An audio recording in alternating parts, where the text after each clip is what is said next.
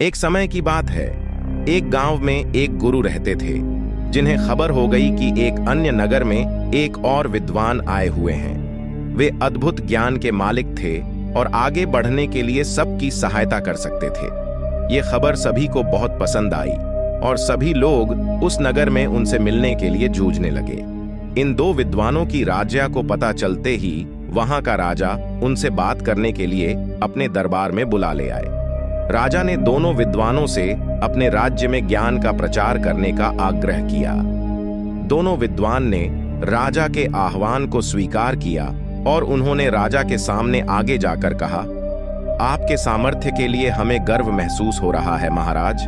हम आपकी सेवा में हमारा सर्वोच्च कर्तव्य मानने के लिए तत्पर हैं। राजा ने खुशी से भरे होंठों से कहा, तुम्हारे सामान्य भाषा में जनता को समझाओ।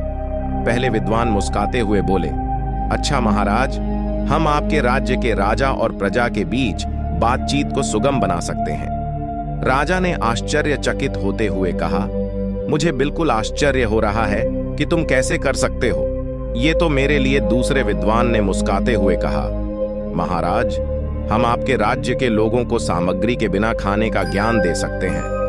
राजा ने बहुत ही आश्चर्यचकितता से कहा, मैं ये सचमुच मानने में सक्षम नहीं हूं।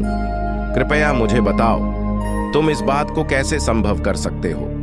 पहले विद्वान ने कहा, महाराज, हम विज्ञान का उपयोग करके एक ऐसा उपकरण बना सकते हैं जिससे हम राजा की मर्यादा के साथ बातचीत कर सकते हैं। यह उपकरण हमारे बहुत सारे प्रयोगों को सुलभ बना सकता है और आपके ग्रामीणों के बीच सामर्थ्य का निर्माण कर सकता है। दूसरे विद्वान ने कहा, महाराज, हम खाना खाने की जरूरत के बिना एक ऐसा प्रयोग बना सकते हैं जिससे खाने की जगह नहीं होती है। यह उपकरण आपके लोगों के लिए आरामदायक और स्वास्थ्यप्रद होगा।